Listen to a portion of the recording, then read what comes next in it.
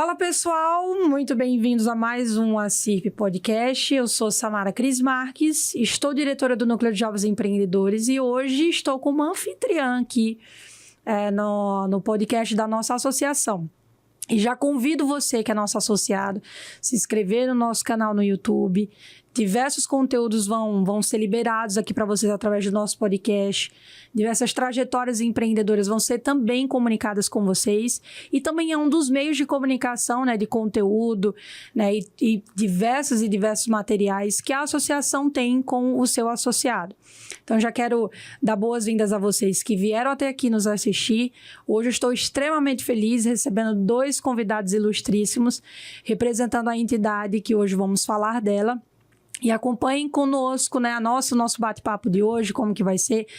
O ideal é que vocês compreendam cada vez mais as entidades parceiras da associação e, além disso, as consequências e a produção de frutos que essas parcerias têm feito em todas as frentes de trabalho que a associação tem se desempenhado a fazer através dos seus associados envolvidos nos núcleos, a diretoria em si, entregando todas essas frentes para o desenvolvimento econômico da nossa região. E hoje nós estamos aqui com a Martinha e estamos com o Murilo, que é diretor da entidade do SENAC, que está aqui com a gente. Nós vamos conversar um pouquinho com a Martinha e o Murilo. Sejam muito bem-vindos, gente. Prazer receber vocês aqui. Queria que vocês falassem um pouquinho de vocês. Não precisa falar a idade se não quiser, se não quiser denunciar. Mas eu queria que vocês se apresentassem um pouco e o que a gente vai também comentar sobre a entidade, sobre a instituição do SENAC, a importância que ela traz para a nossa região. Sejam muito bem-vindos. Muito obrigada. Bom, acho que eu vou começar, então. Boa tarde. Quero agradecer pela oportunidade de estar aqui e poder contribuir também com esse bate-papo. Eu sou professora do SENAC de Rio Preto, na área de TI, então na área de Tecnologia da Informação. Estou no SENAC desde 2018. A idade não precisa contar, então a gente vai pular essa parte mesmo. E eu atuo nos cursos livres dali, nos cursos técnicos também, nos cursos de técnico de informática, técnico em multimídia, computação gráfica, entre outros aí que possam surgir também. Bacana. Martinha, seja muito bem-vinda, viu? Muito obrigada. E aí, Murilo? Bom, eu sou o Murilo, eu sou gerente aqui do SENAC Rio Preto. Tenho minha vida inteira dedicada à educação, tenho formação em administração, pedagogia e pós na área de gestão. E é um prazer estar aqui conversando com você, Samara, conversando com a ACIRP, que é essa parceira incrível que disponibiliza para a gente uma série de possibilidades em conjunto aí com o SENAC. Bem, gente, eu acho que para a gente começar o bate-papo da gente, eu lembro, Murilo, de uma conversa que nós tivemos uma vez sobre a importância de entidades que pensam o desenvolvimento econômico em diversas frentes. A CIP, ela tem, dentro desses 103 anos que ela vem desempenhando seu trabalho, e através dessas frentes que ela vem trabalhando e gerando frutos, representando quem produz, eu vejo que o SENAC também tem essa importância de fazer em várias frentes, como a gente vai comentar dessas frentes aqui, em produzir para o desenvolvimento econômico, mas muito mais do que isso, a partir do indivíduo, fazendo com que o indivíduo tenha um protagonismo dentro dos seus papéis sociais e principalmente através dessas metodologias que vocês aplicam, que, na minha opinião, é uma das mais avançadas hoje dentro do meio educacional, em temáticas voltadas para o desenvolvimento do comércio. Então, eu queria entender como que vocês enxergam, Murilo, como que você enxerga o propósito do SENAC? Como que ele repercute diretamente na sociedade? Acho que o propósito do SENAC, primeiramente, ele tem um propósito aí em transformar as pessoas. Isso está bem ligado à nossa missão institucional. E como você disse, Samara, a gente vive um mundo hoje que ele está sedento por essa transformação. A gente vive um mundo hoje que pede transformação social, transformação educacional, transformação no negócio. Muitas vezes o negócio ele é consequência, o que a gente vive no comércio ele é consequência desse fator educacional que está por trás. E eu acho que a missão institucional da ACIRP e do SENAC, elas encontram um ponto em comum que é muito forte. né, que é justamente pensar no desenvolvimento de pessoas, seja no desenvolvimento comercial, seja no desenvolvimento do comerciante que está lá, e o Senac no processo educacional. Hoje a gente tem uma gama gigantesca de curso, né, a gente trabalha com adolescentes de 14 anos, indo até a pós-graduação, com ensino médio também. Então é muito importante que a gente possa olhar um pouco para isso, né? E muitas vezes o que a gente vê aí fora, né? O que a gente vê nas nossas ruas, o que a gente vê nos nossos comércios de maneira geral, eles são fruto de uma educação que nasceu em alguma escola, né? E isso tem uma importância muito grande para a gente. Então o Senac ele trabalha com muito afinco para poder fazer com o comércio ou com as pessoas uma transformação bem significativa. Bacana. Martinho, uma coisa que a gente estava conversando fora das câmeras, né, antes de iniciarmos o podcast, é muito dessa atuação que vocês, enquanto docentes, junto ali com os discentes, né, com os alunos, essa aplicação de metodologia que é um pouco fora do que as pessoas entendem como comum, né, do que é padrão.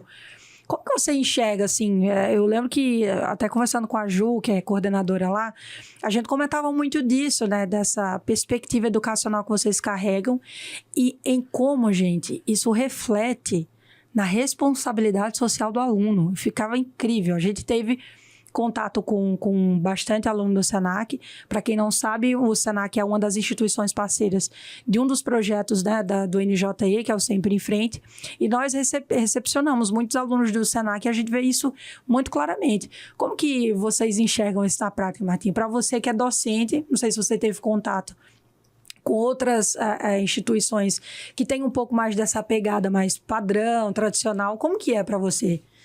Eu posso dizer que o Senac ele é uma casa diferente quando a gente fala de educação, de ensino, porque nós até comentamos no ensino formal, que é aquele que a gente estava habituado quando a gente vem da escola, a gente pouco vê o desenvolvimento de soft skills, que é esse desenvolvimento da pessoa, né, do ser, como ser humano mesmo, uma pessoa inserida, que ela tem a responsabilidade no meio social, no meio familiar também.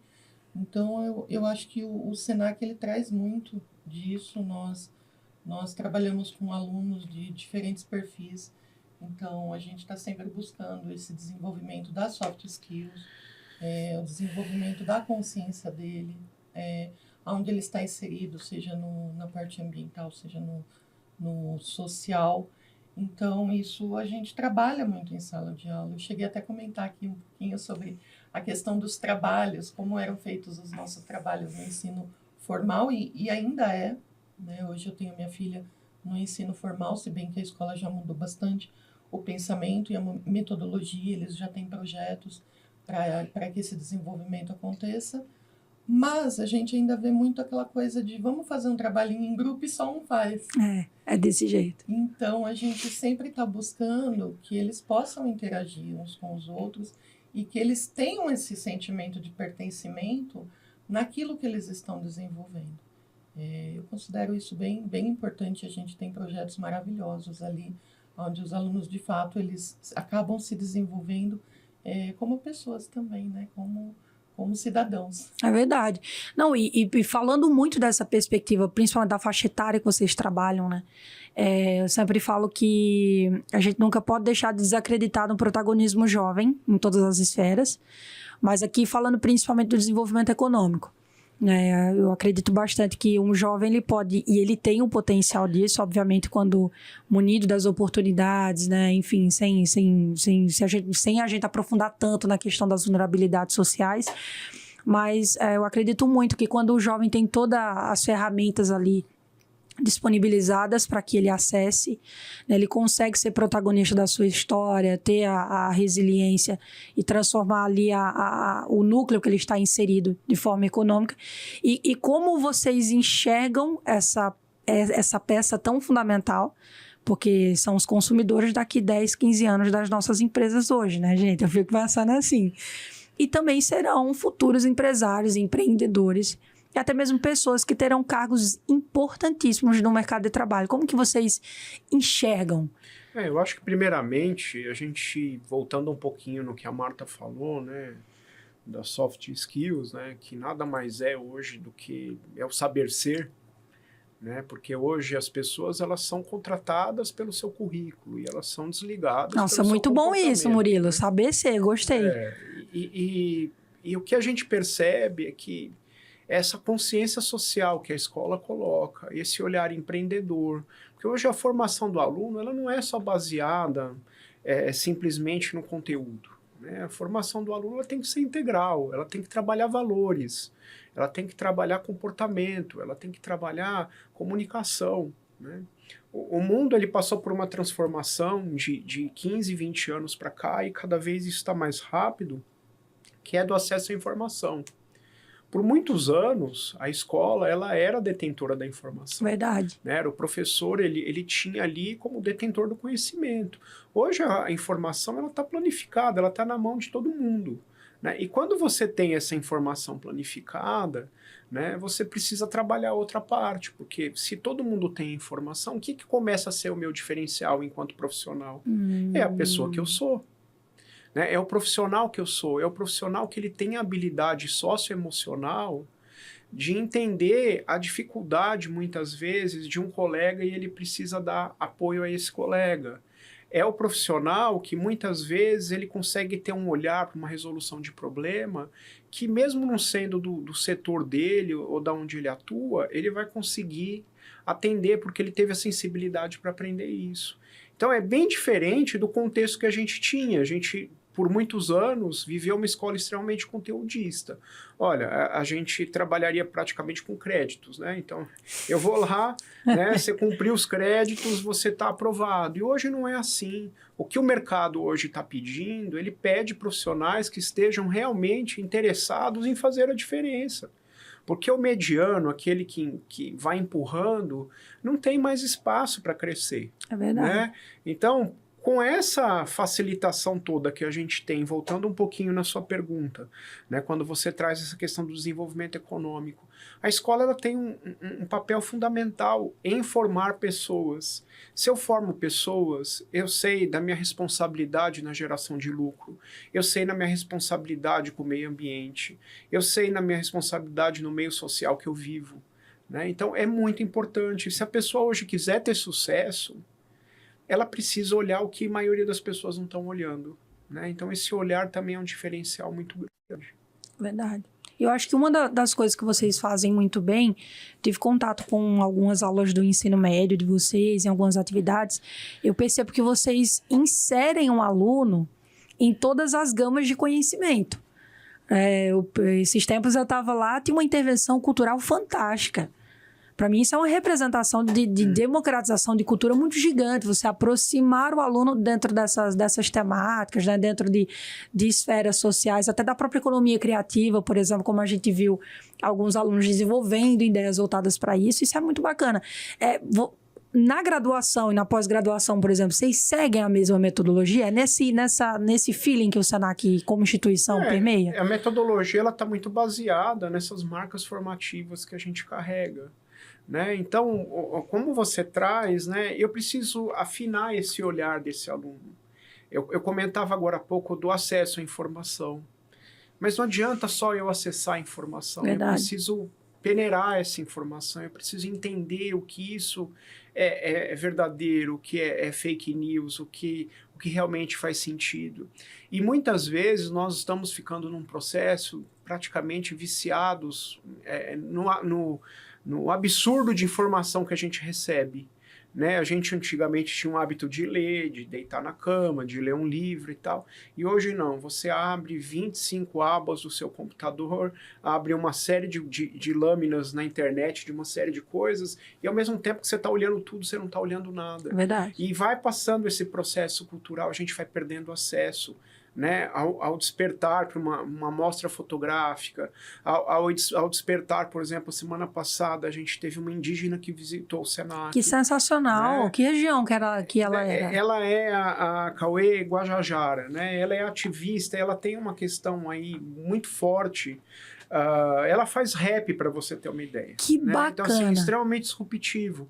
Muito. Agora, se eu não trago isso para o aluno, uma coisa é eu falar para ele o que é, né, um indígena, outra coisa é ele vivenciar, tá junto. Verdade. Né? Então, a gente precisa, dentro de um processo de semana de leitura, dentro de um processo, por exemplo, dentro do ensino médio, a gente, quando os alunos estão tendo aula, eles têm contato com várias pessoas de vários lugares do mundo em algumas atividades, porque ele vai saindo um pouco dessa bolha que a gente está, que é altamente cansativa, de um acesso gigantesco de informação, mas que tem uma dificuldade muito grande em peneirar e aquilo ter algum sentido, né? Porque ou a gente se vidra muito nas notícias, que também não são boas, né? Ou a gente começa a olhar coisas que às vezes não levam a lugar nenhum. Verdade. Né?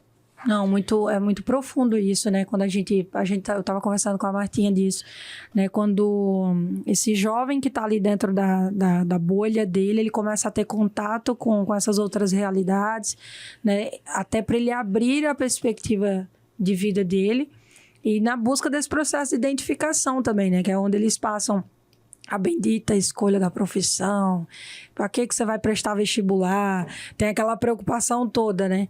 Mas o que eu acho muito, muito bacana é essa forma de vocês posicionarem a informação.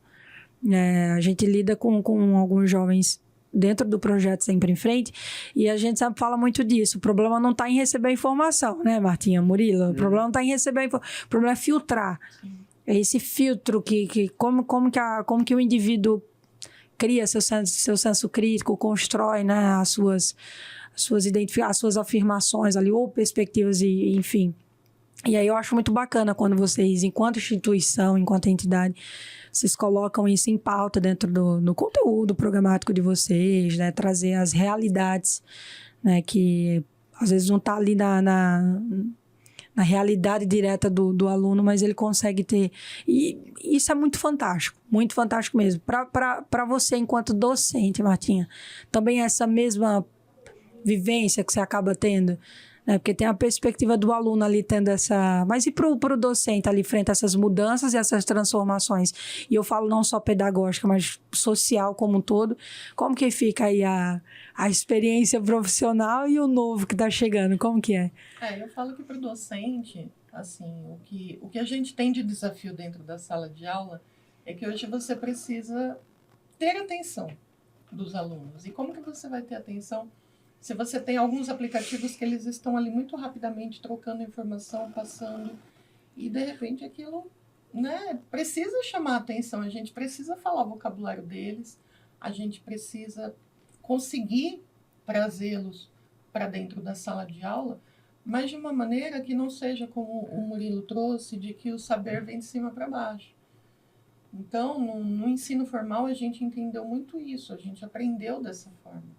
De que o professor é quem sabe tudo. Não, hoje a gente tem ali uma relação, eu falo por mim, dentro da sala de aula, a gente tem uma relação muito de igual para igual.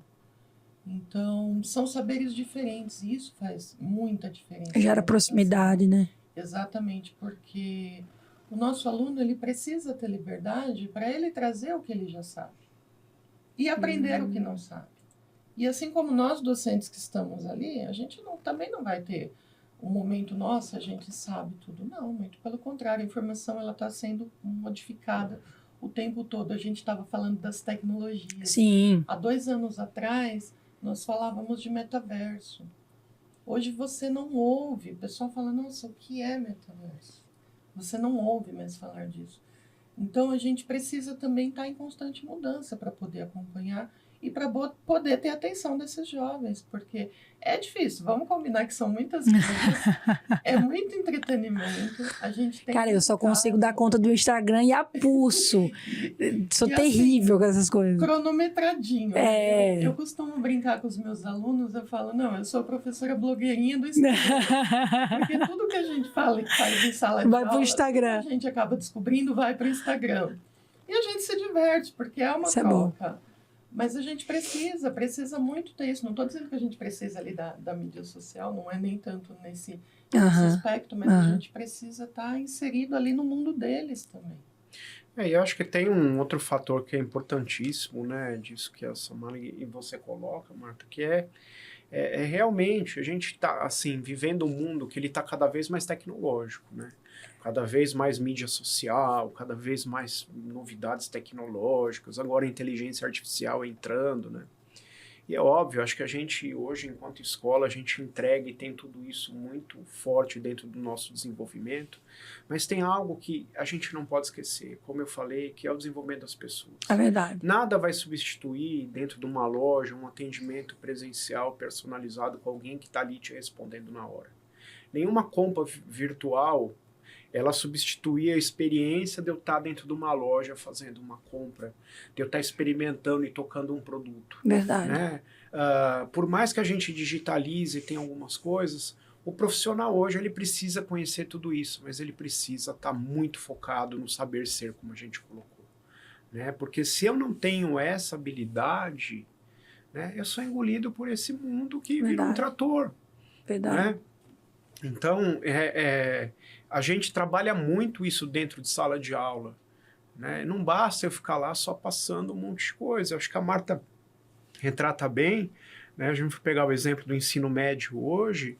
Né? Talvez a nossa geração era uma geração que tinha a pressão. Ela precisa ter uma profissão, né? Precisa estudar muito para o vestibular. Né? Agora, com 16, 17 anos, né? A gente... mal está saindo da adolescência e não está preparado ainda. Né? Então, se ela não tiver uma base boa na escola, né, não adianta. O dinheiro ele é sempre consequência daquilo que eu faço e não um processo contrário. Perfeito. Né? A gente vê as pessoas que têm sucesso, elas seguiram o sonho delas porque elas amavam muito aquilo que elas estavam fazendo. Né? E é essa mentalidade que a gente precisa trabalhar. Se eu amo muito aquilo que eu faço e eu faço com qualidade, a tendência é dar certo. Mas agora eu preciso ver o que eu vou ganhar dinheiro para depois eu tentar amar. Não vai dar certo. Né? O caminho ele é muito inverso. Né? E a gente vive hoje uma cobrança social também que é muito forte. Né? Você está vivendo um mundo, né, de rede social que muitas vezes o que a gente vê? A gente vê uma série de coisas que nem sempre são verdade. Verdade, é verdade. Né? E as pessoas elas ficam cada vez, às vezes, mais frustradas por desejarem aquilo que o outro tem, né? Mas elas não conseguem olhar para si. Né? Então, essa consciência social, cabe à escola trabalhar.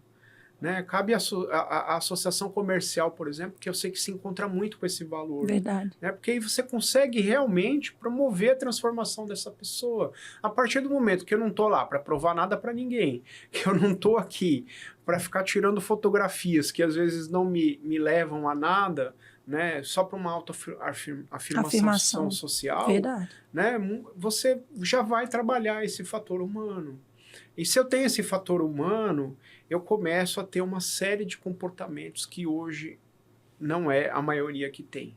Né? Porque essa diferenciação de olhar que a gente percebe hoje, que os nossos alunos têm, por exemplo, não é tão comum quando a gente vê no mundo aí fora. Né? Porque a hora que eu estou pensando em educação, eu não estou ensinando simplesmente para ele a matemática, eu estou ensinando a matemática por um projeto. E esse projeto ele não é fictício, ele é real. Né? Então eu ensino ele matemática, por exemplo, fazendo algum projeto para alguma comunidade. Né? E isso você vai transformando o meio. E a consciência social que ele tem dentro da escola vai tornar ele um profissional melhor lá na frente. Sensacional. Murilo, aproveitando que você comentou disso, eu percebo que dentro da metodologia no ensino médio que o Senac traz muito essa perspectiva de projeto. Hoje, como que funciona, por exemplo? O aluno entra no ensino médio do Senac, como que ele é inserido dentro das temáticas tradicionais que a gente chama, português, matemática, e como que ele recebe essa roupagem nova, nada tão padrão, para que ele saiba que aquela fórmula de Bhaskara lá, que ele aprende lá, que na minha época de escola, fomos olhar para o professor e falava, cara, eu vou fazer o quê com isso? Fórmula de Bhaskara, regra de 3 e tal. Você fala, cara, o que é isso, né? Não vou usar na vida.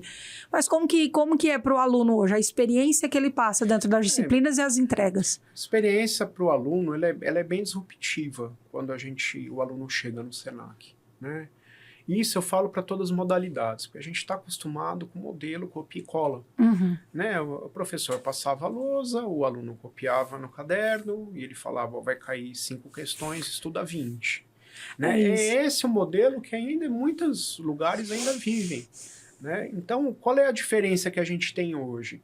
Quando a gente pensa, por exemplo, né, vamos chamar dessas competências que você traz, por exemplo, né, que hoje, com esse novo modelo do ensino médio, a gente chama, por exemplo, de linguagens, né, ciências da natureza. O professor ele vai fazendo essa transição com o aluno, né, num processo. Vou estudar matemática. Por exemplo, a semana passada a gente estava com alguns alunos estudando matemática, formas geográficas com Minecraft, né, que é um jogo hoje que a maior parte dos jovens jogam. Que sensacional. E que o Minecraft, por exemplo, ele trabalha todas as formas, né, geométricas que existem. Né? E você trabalha um jogo, por exemplo, que ele não é um jogo de competição, ele é um jogo de colaboração. Verdade. Então eu estou ensinando a matemática de uma forma que ele vai entender, porque ele vai construir, ele vai ver, e eu estou ensinando a ele também a colaborar, a não competir. A gente não trabalha no Senac por competição, a gente trabalha com um modelo de colaboração. Por exemplo, nós não trabalhamos com nota. Nós trabalhamos com menção. Ou o aluno ele está desenvolvido, ele não está desenvolvido, ou ele está em desenvolvimento. Né? Essas são as 3 métricas nas menções. São as 3 métricas. Desenvolvido, em desenvolvimento... E não desenvolvido. E não desenvolvido. Né? E eu costumo até fazer uma brincadeira quando eu converso com as pessoas, que é assim, nós vamos, por exemplo, você vai aprender a dirigir. Você vai lá para a aula para tirar a sua carta. Né? A gente chamava de carta, agora é habilitação. E a gente vai tirar a habilitação e a pessoa vai virar para você e vai falar, nossa, você é um motorista 8.35. Ele não vai falar para você, ele vai falar, ou você passou, ou você não passou. Verdade. Né? Ou você vai precisar refazer a prova. Não tem muito mais. Você está trabalhando numa empresa, ninguém te avalia por nota. Ou você é bom no que você faz, ou você é mais ou menos, ou você não é bom. É verdade. Então, e você instigar a nota, a competição, o que é? Primeiro é uma autocobrança sem fim para o aluno, né? Porque ele fica tal. A gente não está preocupado só com a questão, né, da nota, a gente está preocupado se ele compreendeu o conhecimento ou não. Eu não vou colocar o aluno dentro de uma sala de aula e ficar jogando várias semanas de prova, fazendo uma pressão gigantesca nele, porque eu sei que a hora que ele está na prova, ele não é ele, é o medo que está no lugar dele. E quando o medo está no lugar dele, ele não vai conseguir ter uma boa avaliação. É verdade. Então, o professor, ele avalia do primeiro dia que ele tem contato com esse aluno até o final, individualmente, cada um, né? Com trabalhos, também com avaliações, mas não com esse peso. Né? Então, é uma metodologia muito diferente daquilo que a gente está acostumado a lidar. E aí você vai esbarrando na questão de algumas entregas, de algumas áreas que são projetos. Esses projetos são em grupo. Né? Porque ele sabe também que a hora que ele for trabalhar, ele não vai escolher com quem ele trabalha, ele vai cair numa empresa. E a gente vai trabalhando projetos que são feitos em grupo. Como eu te dei o exemplo do Minecraft, nós tivemos alunos aqui que já pesquisaram, por exemplo, há um tempo atrás, sobre prótese 3D. Né? Então, o que eles foram atrás? Olha, a gente está estudando aqui, deixa eu ver como é que funciona uma prótese 3D. Era no nosso técnico informática dentro do ensino médio. Quanto é que custa? Foi lá no hospital conversar. A gente não consegue fazer uma lei, alguma coisa, foram na Câmara dos Vereadores conversar. Né? Então, quando eu vou tendo isso, eu vou estar preparando esse aluno para enfrentar as coisas. Né? Ele não vai ficar ali, vamos fazer uma empresa de mentirinha, cada um, não. Não, é tudo na prática. Verdade. Então é muito diferente esse modelo educacional. Murilo, e funciona? Funciona muito, porque você vê o aluno entrando num primeiro ano com um comportamento e saindo num terceiro com outro. Você vê o pai e a mãe chegando e falando, olha, o Senac transformou meu filho. Você vê muitas vezes esse aluno prestando um Enem, um vestibular e passando, mas sem ficar maluco de tanta pressão. Né? Então é essa metodologia que a gente acredita, que é a transformação. Né, como eu coloquei aqui no começo. Eu acho muito bacana essa ideia do processo colaborativo. A gente estava conversando, né, Martinha? Do quanto essa perspectiva colaborativa ela também tem adentrado nas culturas organizacionais.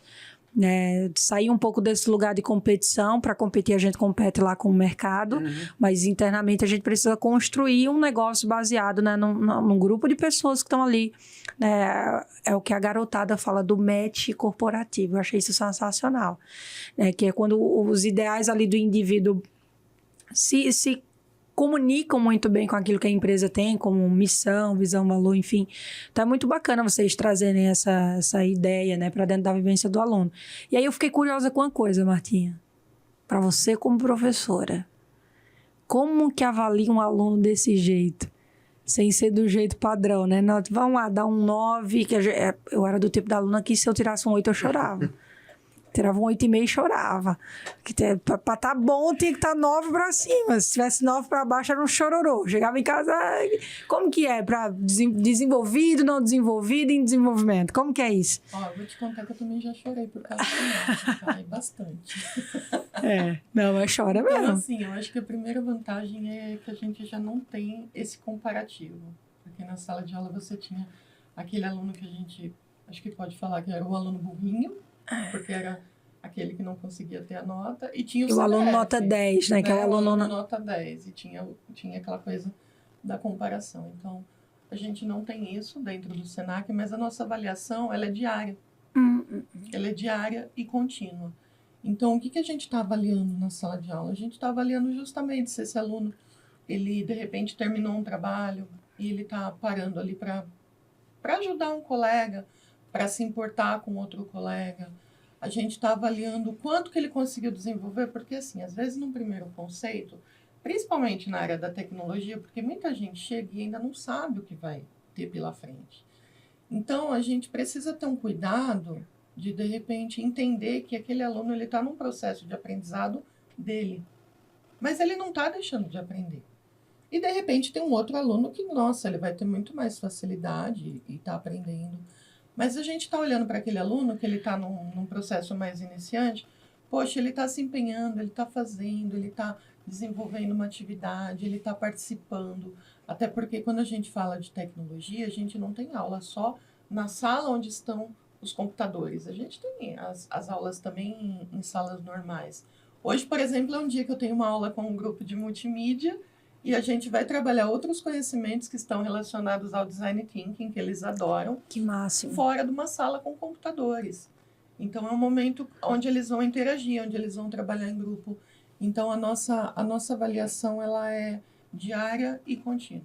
A gente vai estar avaliando, né? O Murilo trouxe aqui as marcas formativas, então a gente olha muito para essas marcas também para poder fazer essa avaliação do aluno.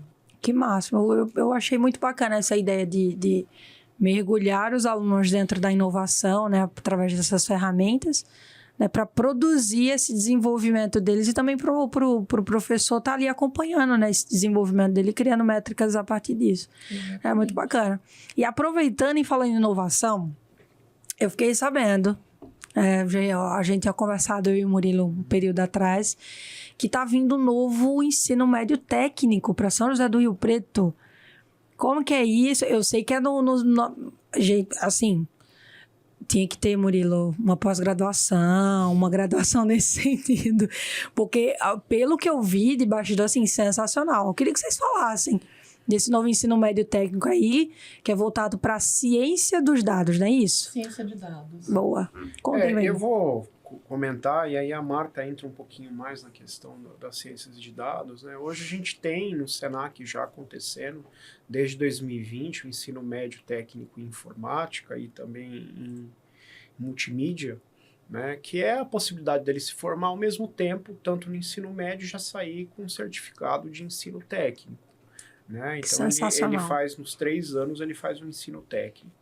E a gente, pioneiramente no interior do estado de São Paulo, é a única unidade que está ofertando, principalmente pela condição que Rio Preto tem, das empresas de TI, do parque tecnológico, de tudo que a gente vê de crescimento, no período da tarde, um ensino técnico voltado às ciências de dados com o ensino médio. Então ele vai entrar na aula a partir da 1h, ele vai sair às 6h15. E durante esse período ele vai estudar tanto o ensino médio quanto o técnico em ciências de dados. E a área de ciências de dados hoje ela é muito promissora. Né? Ela é muito promissora. Se eu aliar as ciências de dados mais a formação pessoal, eu saio um profissional empregado. Verdade. Né? Porque hoje faltam profissionais com formação em ciências de dados. É uma coisa que às vezes as pessoas não têm olhado muito, mas as empresas precisam, na tomada de decisão, informações que somente as ciências de dados conseguem ter. É verdade. Precisa, às vezes, na criação de um produto, precisa numa organização interna, né? Então, vou passar para a Marta falar um pouquinho, assim, o que é a ciências de dados, Isso, né? Que eu acho que aí fica mais claro, que ela é especialista. Não, mas é bom explicar, porque às vezes as pessoas não sabem. E é um tema relativamente, que já vem sendo discutido, mas é relativamente novo. Sim. A gente escuta engenharia de dados, a gente já escuta alguns trabalhos voltados para o desenvolvimento que são mais segmentados e tal. Mas explica, Martinha, o que seria a ciência de dados? A ciência de dados, ela vai trazer justamente essa manipulação dos dados. E aí, para quem não conhece, o que são esses dados? Esses dados, eles podem ser informações de pessoas, podem ser informações que levem a algum estudo, já pensando na inteligência artificial, até porque a ciência de dados ele vai ser a base para esses estudos em inteligência artificial, porque a gente tem treinamento de máquina, por exemplo. O que é um treinamento de máquina? Eu ensino a máquina, por exemplo, a fazer algumas operações matemáticas, 1 mais 1. Ela vai aprender. Eu ensino essa máquina a fazer a identificação de um tom de voz. Ela vai aprender. Então, a ciência de dados, ela está relacionada a tudo isso, nessa preparação. Também carrega bastante, falando em conhecimento técnico, a parte da estatística, né? Porque ele vai ter que filtrar esses dados de alguma forma. Eu estava lendo até uma reportagem esses dias, dizendo que a gente está com uma inteligência artificial encontrando, por meio da voz, se a pessoa tem glicemia ou não, no caso diabetes. Então, você imagina que coisa interessante. Você pode treinar uma máquina para coletar as vozes das pessoas por um determinado espaço de tempo e fazer uma análise, aí a gente chama de algoritmo, né, que é a parte da programação, e de repente fazer uma análise para que essa máquina entenda se houve algum desvio na voz que faça a interpretação se essa pessoa tem uma dosagem maior ou menor de açúcar. Então, são coisas assim sensacionais. Hoje, quando a gente fala em inteligência artificial, a gente fala muito do ChatGPT, mas o que é o ChatGPT? É uma coleção de dados. Então, ele está aprendendo com os dados que nós já disponibilizamos na internet. Então, o curso de ciências de dados, ele está muito voltado a essa parte estatística, essa parte da programação, da coleção de dados mesmo. Ele vai trabalhar muito com banco de dados, e aí tem um pessoalzinho aí que se identifica bastante com isso.